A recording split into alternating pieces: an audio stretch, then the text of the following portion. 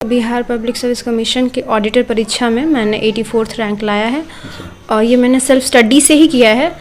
तो मैं यही बोलूँगी कि कोचिंग गाइडेंस मिल रहा है तो बहुत अच्छी बात है, लेनी चाहिए, बट मुझे नहीं मिल पाया। तो जिसको मिलता है उसके लिए अच्छी बात है, क्योंकि थोड़ा वो ज़्यादा अच्छे से समझ लेते हैं। वैसे करना तो खुद है, तो हमें अपने हार्ड वर्क पे बिलीव करना चाहिए। और उसके अब्बू नहीं है लेकिन हम हैं, और माँ और बाप दोनों हैं।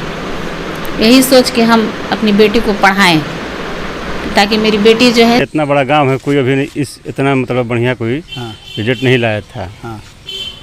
अब इसका रिजल्ट आने के बाद काफ़ी लड़का लड़कियों में उत्साह हो गया है कि हम भी पढ़ाई करेंगे, मन से पढ़ाई करेंगे, ताकि हमारा भी नौकरी नाम आ जाए। एग्ज़ाम है 3 फेज़ में होते हैं, प्रीलिम्स, मेंस और इंटरव्यू। तो प्रीलिम्स में तो जीएस होता है 150 मार्क्स का, तो वो सभी कुछ इसमें पढ़ना होता है। मेंस में डिवाइडेड होता है कि जीएस 1, फिर जीएस 2, फिर एक ऑप्शनल पेपर होता है, फिर एक कंपलसरी हिंदी है जो आपको पास करना होता है।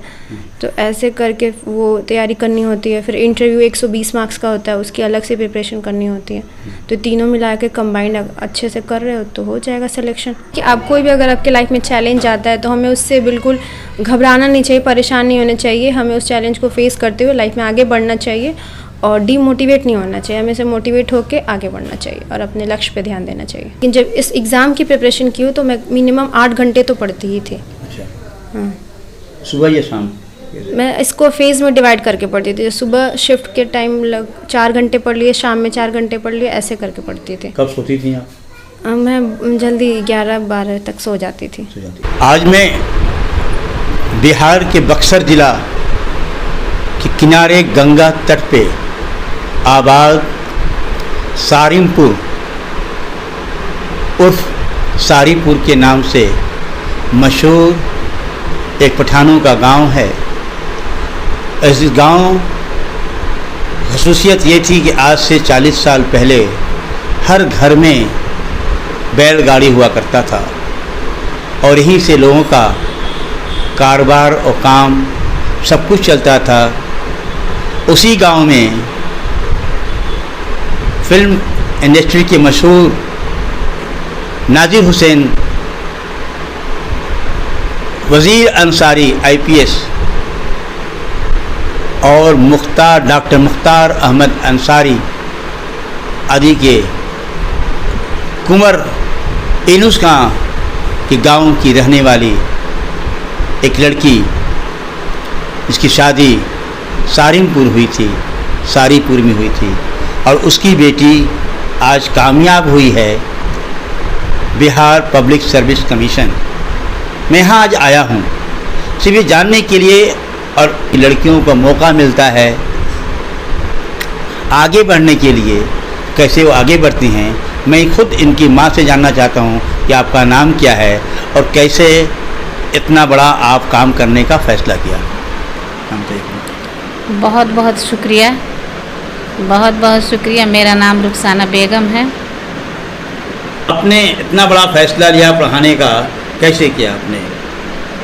फैसला हमको इसलिए लेना पड़ा कि हमको ये समझ में आया कि अगर पढ़ाई नहीं है तो उसके बगैर सब कुछ अंधेरा लाइफ है, कुछ भी नहीं हो सकता है। ज़िंदगी में अगर आगे बढ़ना है तो उसके लिए पढ़ाई ज़रूरी है। इसलिए हम ये फैसला लिए कि जो भी हाल होगा, जो कुछ भी होगा, लेकिन हम अपनी बेटी को पढ़ाएंगे, और इसके लिए हम बहुत मेहनत किए। आप जब ये पढ़ाई का लिया और आप उसके काबिल भी नहीं थी, फिर भी आपने इतना बड़ा अज़्म लेने के लिए फ़ैसला जो लिया है, किस वजह से आपने इस बातों को बोलना चाहते हैं? सर, मेरे हस्बैंड का इंतकाल हो गया, इसलिए मेरे साथ परिस्थिति बहुत ही बुरा हुआ, क्या आपसे हम बताएं। इसलिए हमको ये लेना पड़ा कि अब ज़िंदगी में अगर जीना है तो पढ़ाई है कि ऐसा है जो बच्चियों को आगे बढ़ा सकता है। क्योंकि मेरे साथ ये घटना हुआ तो मेरे दिमाग में आया है कि ये हो सकता है कि किसी के साथ भी हो या नहीं भी हो, फिर भी ज़रूरी है पढ़ाई। इसलिए हम ये फैसले लिए कि ज़रूरी है, क्योंकि हमारे वालिद साहब हमको पढ़ाए थे तो आज ज़िंदगी में मेरे काम आया। ठीक है, उसके अब्बू नहीं है लेकिन हम हैं, और माँ और बाप दोनों हैं। यही सोच के हम अपनी बेटी को पढ़ाएं ताकि मेरी बेटी जो है कुछ करे। इस वक्त आप तालीम हासिल किया आपने, उस समय आप तालीम कहाँ हासिल किया था आपने? सर, मेरी पढ़ाई तो जमशेदपुर से, हमारे वालिद साहब टाटा नगर जमशेदपुर में सर्विस करते थे, वहीं पे कंपनी का स्कूल था, टाटा नगर कंपनी का स्कूल, उसी में एडमिशन कराए थे। ये सोच के नहीं कराए थे कि मेरी बेटी सर्विस करेगी, बस ऐसे ही पढ़ा दिए थे। और वहीं पे हम जमशेदपुर में मेरी पढ़ाई हुई थी, लेकिन इंतकाल के बाद वह पढ़ाई ही लाइफ में है जो मेरे काम आया। बाकी उसके बाद बहुत सारा, जैसे कि +2 जो है उस ग्रेजुएशन सब हम बाद में किए। आपके ज़िंदगी में जब अचानक जो मोड़ आती है, तो उस मोड़ में आने वाली जो दर्शक हमें देख रहे हैं, उन दर्शकों को बताना चाहता हूं आपके ज़रिए से कि उनके मोड़, उनकी ज़िंदगी में जब कोई हादसा पेश आता है, उस समय जो काम करता है इल्म, तालीम, एजुकेशन, कितना बड़ा सपोर्ट किया है, हमें बताएं यहाँ दर्शकों को।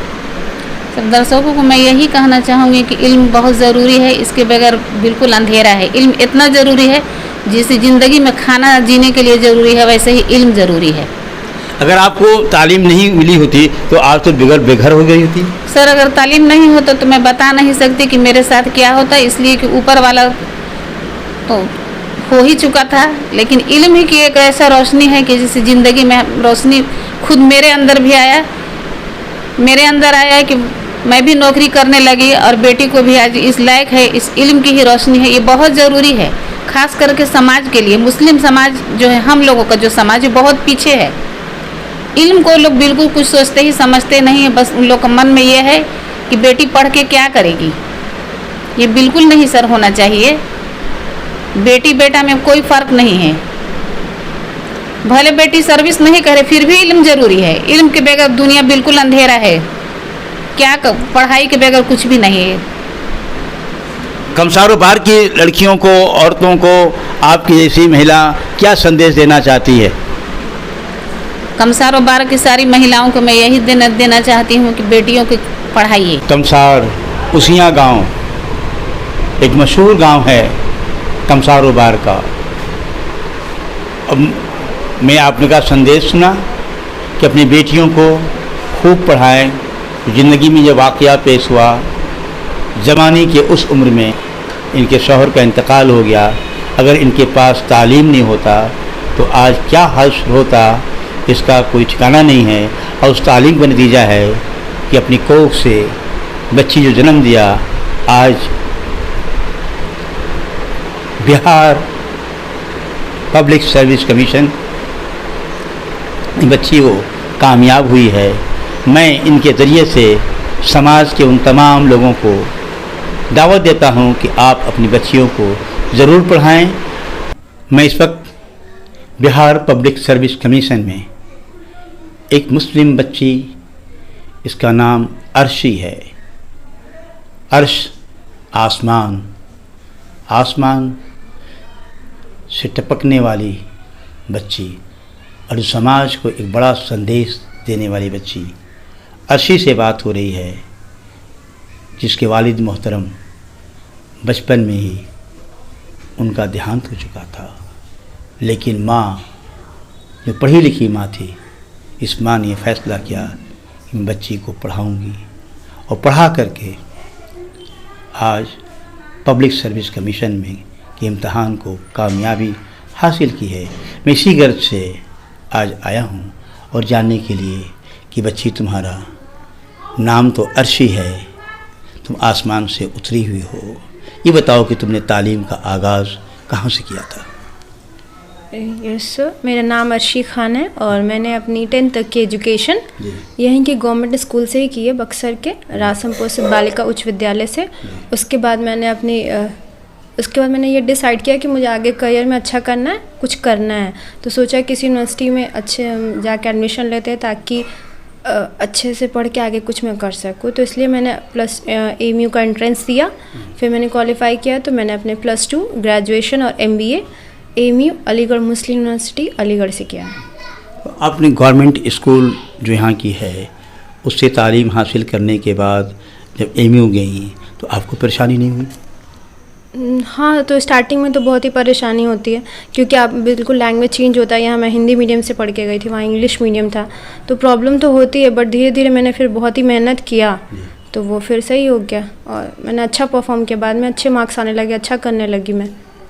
मैं ये जानना चाहता हूँ कि जो लोग समझते हैं कि बच्चा अंग्रेजी मीडियम में पढ़ेगा वही कामयाब होगा, हिंदी मीडियम में पढ़ेगा बच्चा कामयाब नहीं होगा, इसको आपने तोड़ा है, क्या लोगों को ये संदेश देना चाहते हैं? सर ये बिल्कुल कहना गलत होगा कि मीडियम मतलब इंग्लिश और हिंदी मीडियम को ऐसे बोलना कि वही लोग सक्सेसफुल होते हैं, क्योंकि हिंदी ये सिर्फ मीडियम होता है। आपके अंदर अगर टैलेंट है, आप हार्ड वर्किंग हो तो आप कर सकते हो, कोई भी मीडियम मैटर नहीं करता।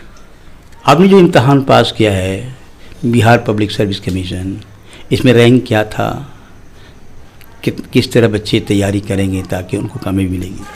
ये बिहार पब्लिक सर्विस कमीशन के ऑडिटर परीक्षा में मैंने 84th रैंक लाया है।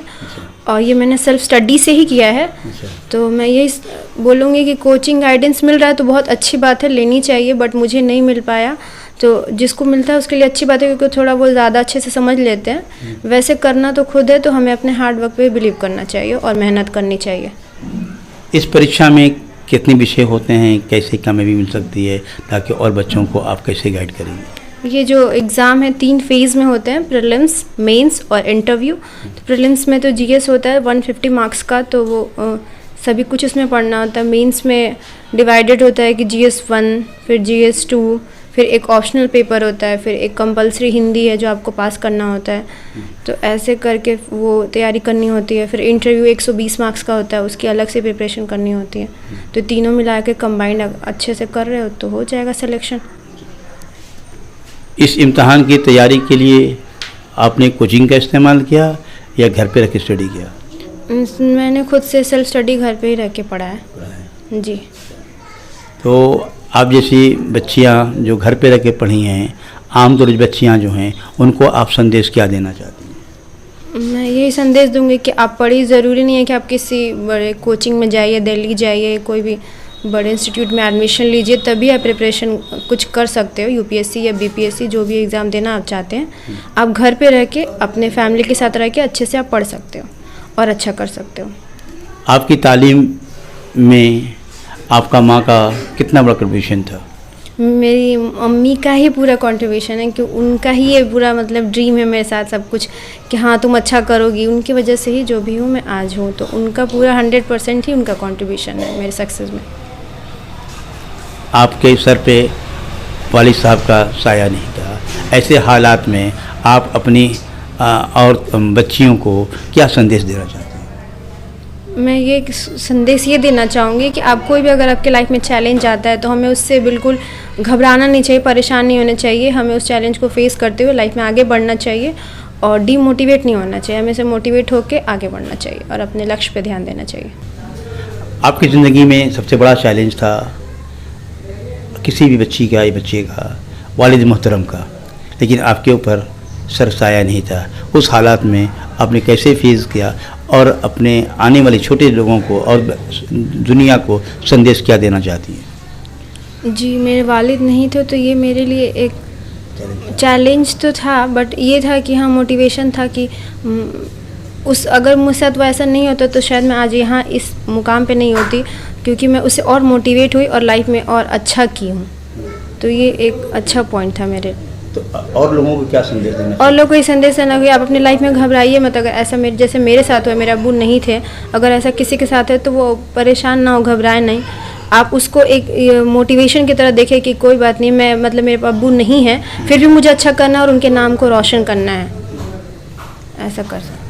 आप अपनी पढ़ाई कितना घंटा करती थी शुरू में 10 के वक्त में, और उसके बाद अलीगढ़ गई तब कैसे किया इन दोनों? स्टार्टिंग में जब मैं यहाँ थी तो 6-7 घंटे तो पढ़ती ही थी। उसके बाद जब मैं अलीगढ़ गई तो नॉर्मल जो क्लासेस होती है वो सब करती थी। उसके बाद 3-4 घंटे हमेशा ही पढ़ती थी। लेकिन जब इस एग्ज़ाम की प्रिपरेशन की हो तो मैं मिनिमम 8 घंटे तो पढ़ती ही थी। अच्छा। हाँ, सुबह या शाम? मैं इसको फेज़ में डिवाइड करके पढ़ती थी। सुबह शिफ्ट के टाइम 4 घंटे पढ़ लिए, शाम में 4 घंटे पढ़ लिए, ऐसे करके पढ़ती थी। कब सोती थी आप? मैं जल्दी 11-12 तक सो जाती थी। जी। अच्छा। ये बताइए हमको आप कि अलीगढ़ में थी आपने, तो अलीगढ़ के माहौल और यहाँ के माहौल में कुछ अंतर पा रही हैं? और यह बताइए कि हम अपने बच्चियों को, ख़ासतौर पे मुस्लिम समाज की बच्चियों को संदेश आप क्या देना चाहती हो? बहुत अंतर है। वहाँ पे पढ़ाई को ज़्यादा वैल्यू दी जाती है, हमारे यहाँ पढ़ाई को वैल्यू नहीं दी जाती है। जो पढ़ता है उसको भी डीमोटिवेट करते हैं कि अच्छा पढ़ के क्या करेगी, जॉब ही थोड़ी करना है, लड़कियां जॉब थोड़ी करती हैं। तो ये ज़रूरी नहीं है कि जो लड़कियां पढ़ रही हो जॉब ही करेंगी, पढ़ाई ज़रूरी है, पहले पढ़ना चाहिए लड़कियों को। मैं ये संदेश देना चाहूँगी। और दूसरा ये कि हम ये ब्लेम नहीं करना चाहिए कि गवर्नमेंट काम नहीं कर रही है, या स्कूल में पढ़ाई अच्छी नहीं होती है, या ट्यूशन अच्छा नहीं है, हम प्राइवेट में ही पढ़ेंगे, इंग्लिश मीडियम में ही पढ़ेंगे।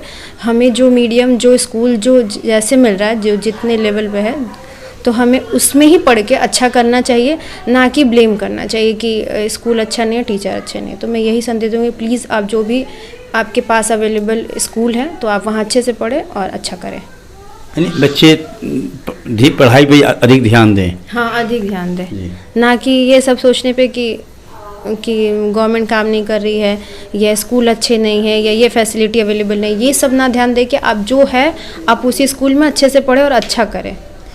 आप बिहार पब्लिक सर्विस कमीशन में रीडर पोस्ट पे आए हैं, क्या आप और इसके ऊपर के इम्तहानात को IAS PCS के इम्तहान के लिए क्या साथ में तैयारी रखेंगी?